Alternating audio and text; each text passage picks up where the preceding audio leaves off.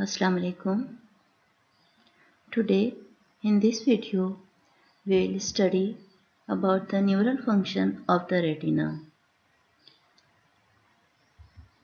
In previous videos I have studied the structure of the retina and its different layers, and I have told you that retina is mainly of two types, or we can say is divided into two parts, that are the sensory retina and the neuroretina.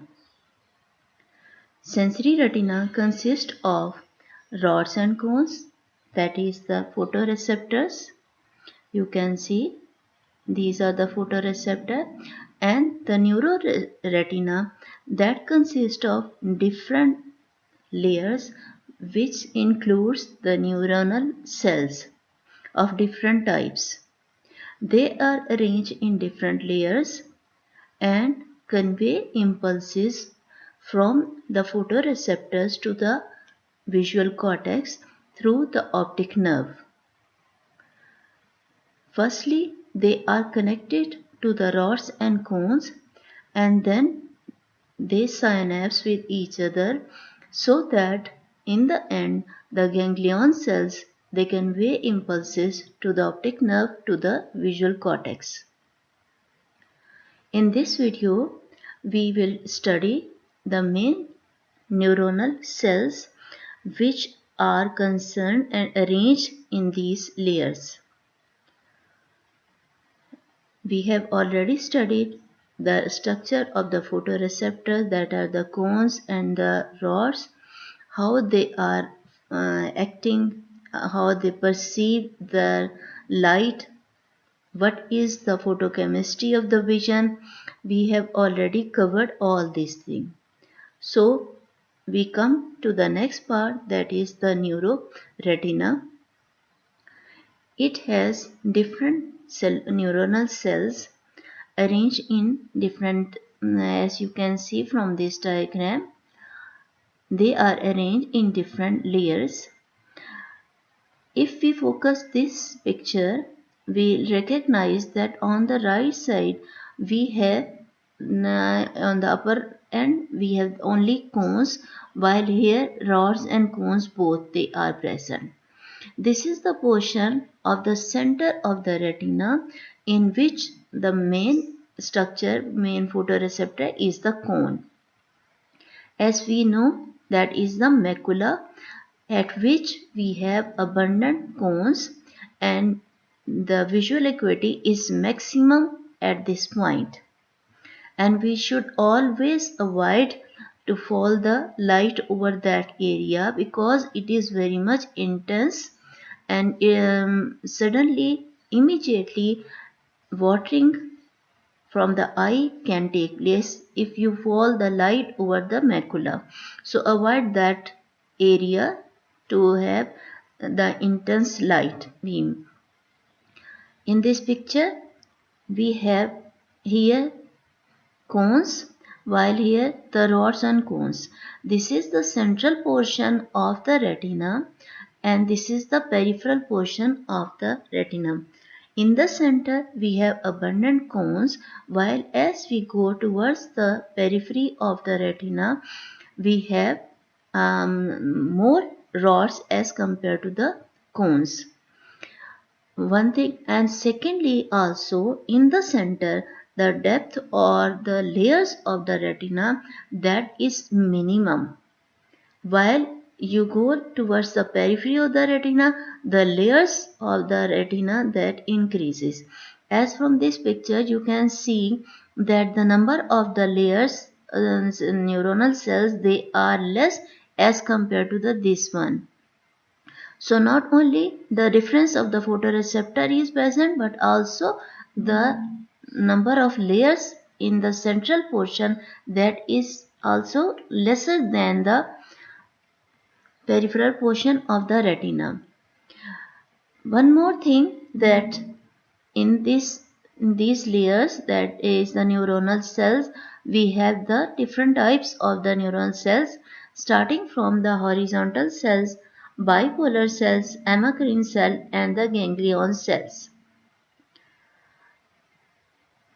In following slides, we will discuss the function of all these cells.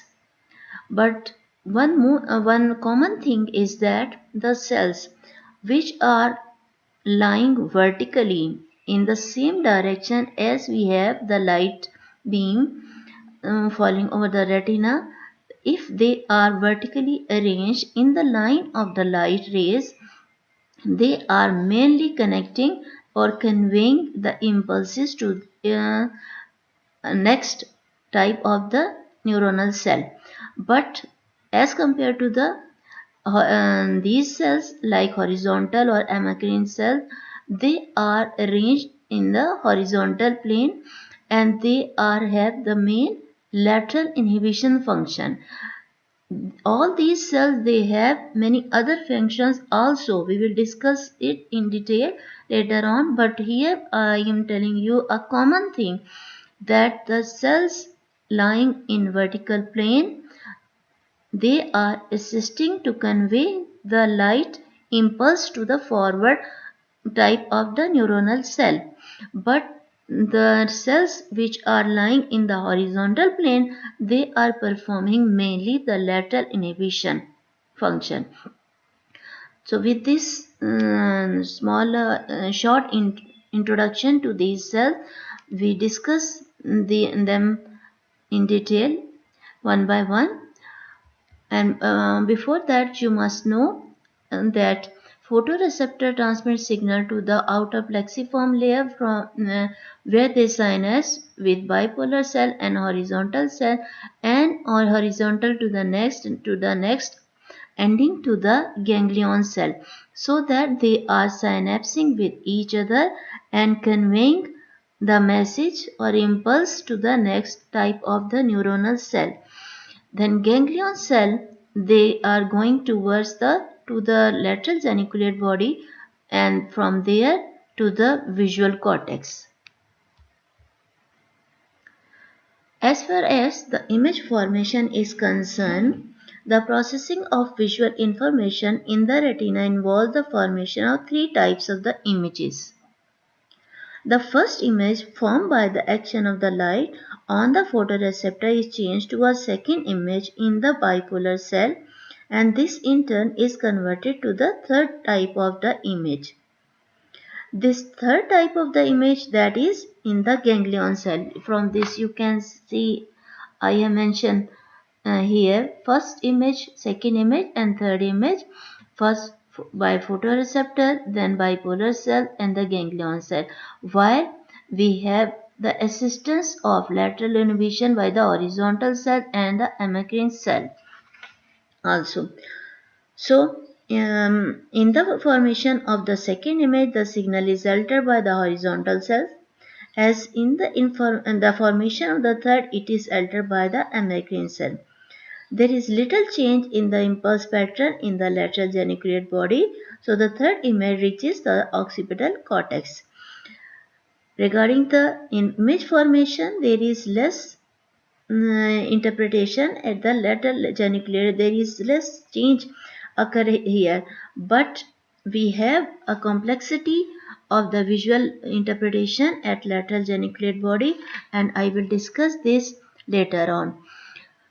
Besides that, the ganglion cell, they are very important function regarding the on center and off center, and also for the contrast media.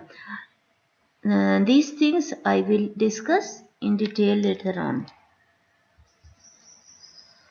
The visual pathway from the cones to the ganglion cell functions differently from the rod pathway. As I have already discussed, that visual pathway from the fovea, from the macula, is different as compared to the peripheral retina. In the center, cones, bipolar cells and ganglion cells, they are present in line, while at the periphery, rods, bipolar cells, amacrine cell and ganglion cell. And from this diagram, you can recognize that this is the center of the retina, in which we have less number of retinal layer as compared to the peripheral parts in which the thickness increases. This is the central portion or the fovea or the macula of the retina, starting from mainly the cones. And as you go towards the periphery, the number of the rods that increases and the thickness of the retina also increases. And these things you can leave because it is beyond your knowledge. So here I am leaving this thing. As far as the neurotransmitters are concerned, in the rods and cones, mainly the glutamate is present, while in the amacrine cell, GABA, glucine, dopamine, etc., they are present and which are mainly inhibitory. That's the reason when they are excited, they perform the function of the lateral inhibition as in case of horizontal cells. And I have told you already that the cells which are lie in the horizontal plane, they are mainly concerned with the lateral inhibition. The transmission of the most signals occurs in the retinal neurons by electronic conduction, not by the action potential. Direct flow of electric current in the neuronal cytoplasm and nerve axon from the point of the excitation the way to the output synapses. This is a very important phenomenon. Lateral inhibition enhances the visual contrast and is a function of the horizontal cell. I have already explained it many times. Excitation and inhibition to sets of the bipolar cell, and I will discuss this point that they are some of the they are performing depolarization, some are performing hyperpolarization, and I will come this point again after some time. Regarding the amacrine cell and their function, mainly we have the 30 types of the amacrine cells. Identify and the function of 6 have been characterized. Moreover, we can regarding the amacrine cells from this diagram, I can better explain the function of the amacrine cell. That is, a remarkable degree of the processing of visual input occurs in the retina largely by the amacrine cell. That is, the visual processing mainly conducted by the amacrine cells. What is the role of that? How they are performing their role? Movement of an object within the visual field is separated from the movement of the background. So we divide this process into two categories, that is movement of an object itself while the movement of the background. If the movement of an object is in the opposite direction or the movement or speed is different, ultimately the impulse is generated. And while the movement of the background and in or at the same direction, no impulse generation is there. So when an object moved at a different speed or in a different direction, then the background and impulse is generated. While when the object moved, like the background inhibition occurred and no optic nerve signal was generated.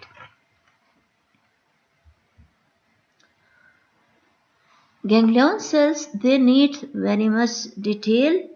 They are performing, they have different types also, they are performing very complex function, and they have they are present 100 millions in rods, 3 million cones, and 1.6 million we have the ganglion cell.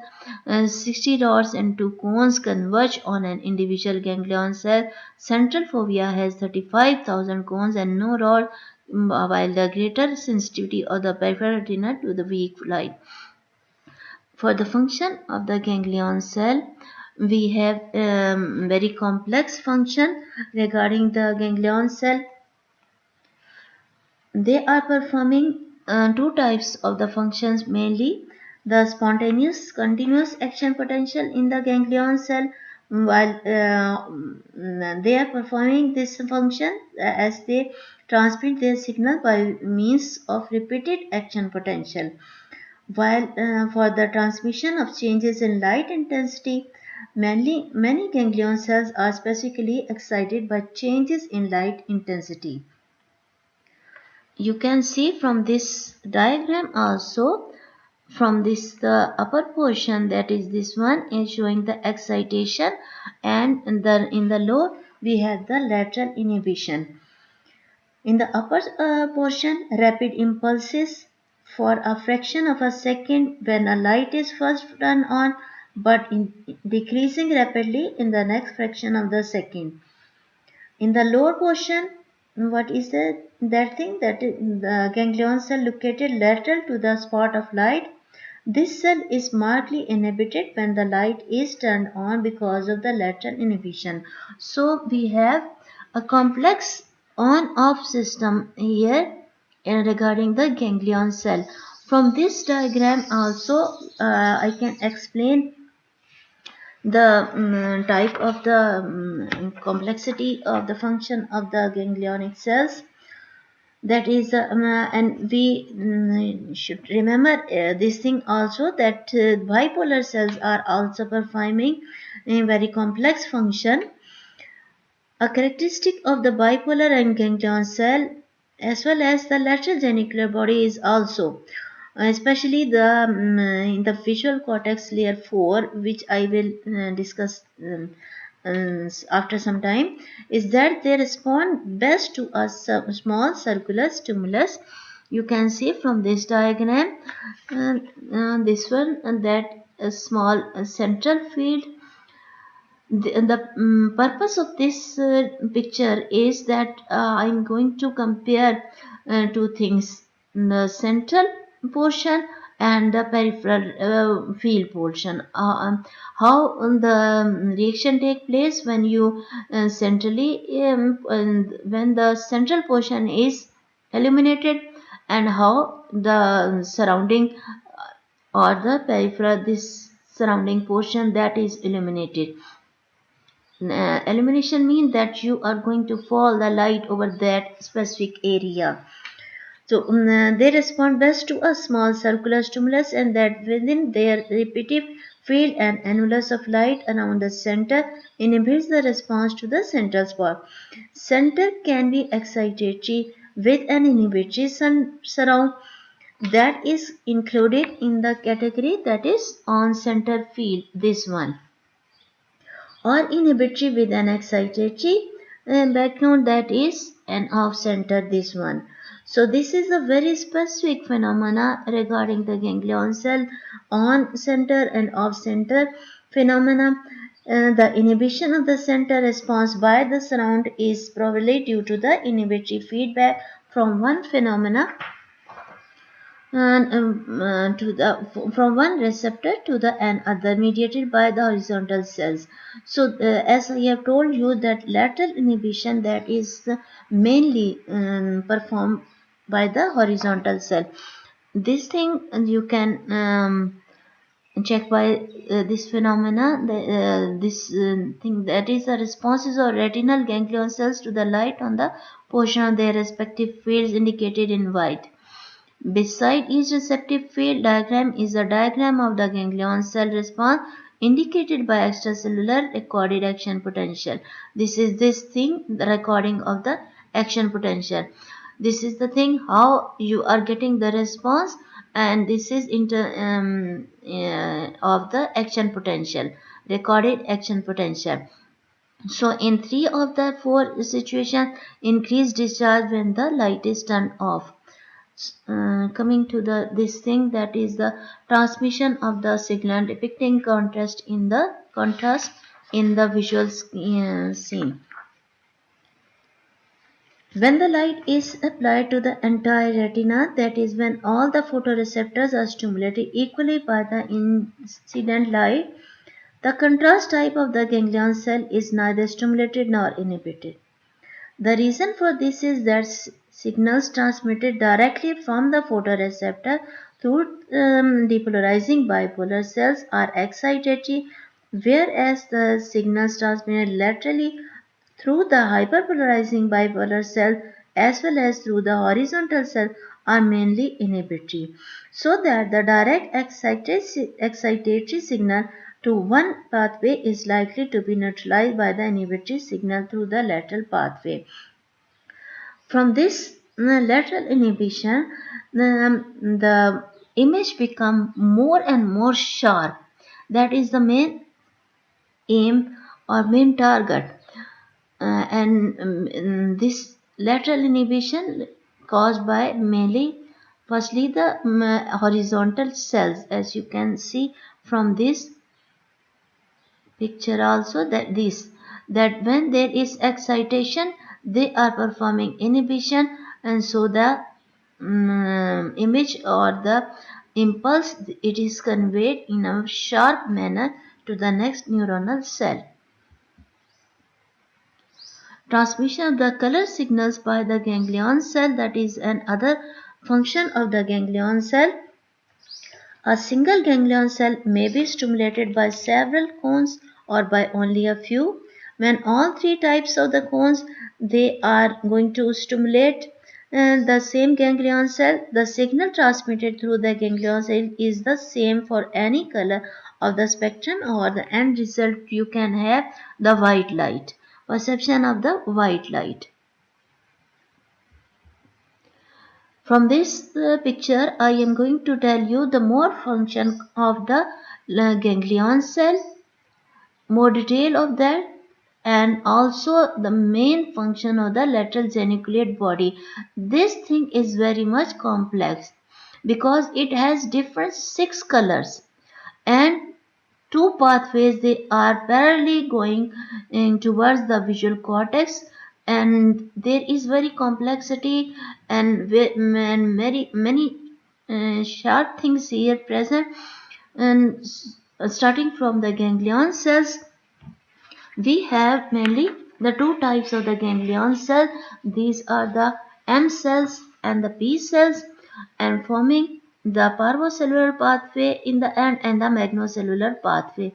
And so this is the thing from the other neuronal cells, starting from the horizontal, bipolar, hemicrine, all these cells reaching to the ganglion cells. Now we are going towards the visual pathway and towards the visual cortex. So the axons of the retinal ganglion cells project a detailed spatial representation of the retina on the lateral geniculate body. You must appreciate this thing that each lateral geniculate body contains 6 well-defined layers. As you can see from this picture, layer 3 to 6 have small cells and are called parvocellular, and making a different pathway. And these are, as I have shown here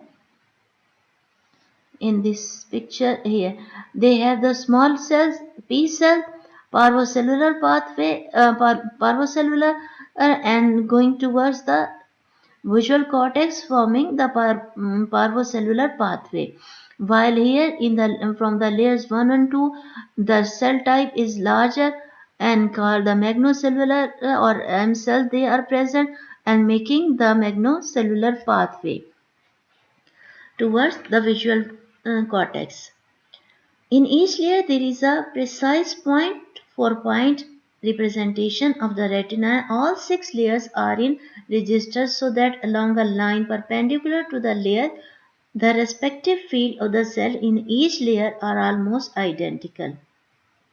10 to 20% of the input to the lateral geniculate nucleus comes from the retina. Major inputs also occur from the visual cortex and other brain regions also. And as I have mentioned at the upper end, that we have the ganglion cell of the 2 types, that are the M cells and the P cells, and I have already told you about that. Now coming to the this thing, that is contralateral and the ipsilateral. So regarding the contralateral, we have the layer 1, 4 and 6, and for the ipsilateral 2, 3 and 5 layers, and I will show you the next diagram and this is the description of the diagram, which is this one.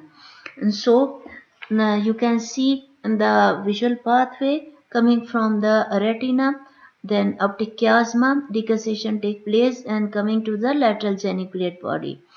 These are the fibers, they are arranged here ipsilateral, mentioned from the shown as I here. You can see the layer 2, 3 and this 5, and the contralateral, these nasal fiber at optic chiasma they decussate and come to the opposite side, so arrange as contralateral fibers in the layer 6, 4 and 1. As I have told you that at the lateral geniculate body much more complex visual processing take place.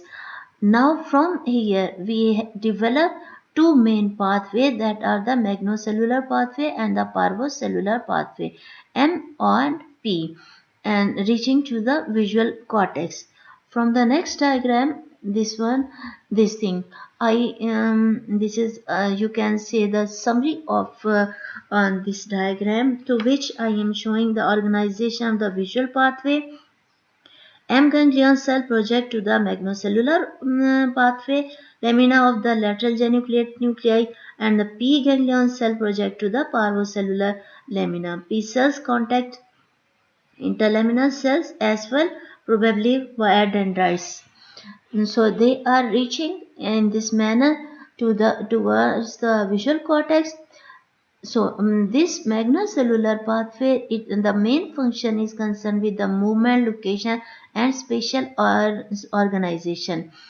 The interlaminar region, that is blob or the color vision main function, as well as the parvocellular, they are located in the deep layer 4C and have the function regarding the shape and the color. I must show you the this diagram, and this one also, that we have the interlaminar region also,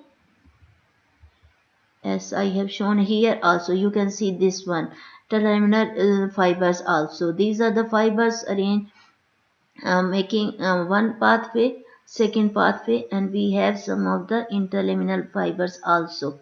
So these are having this function. They are concerned mainly with the color blobs and color vision.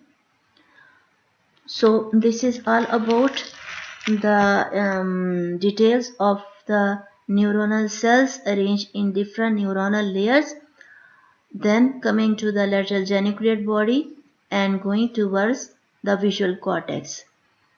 We will discuss the visual pathway, in which we will discuss the decussation of the temporal fibers at the optic chiasma, starting from the retina, nasal fibers and temporal fibers, and then coming to the making the optic radiation, going to the lateral geniculate body and the visual cortex. This, I will discuss these all these things in more detail in the next video, with the abnormalities concerned with the visual pathway.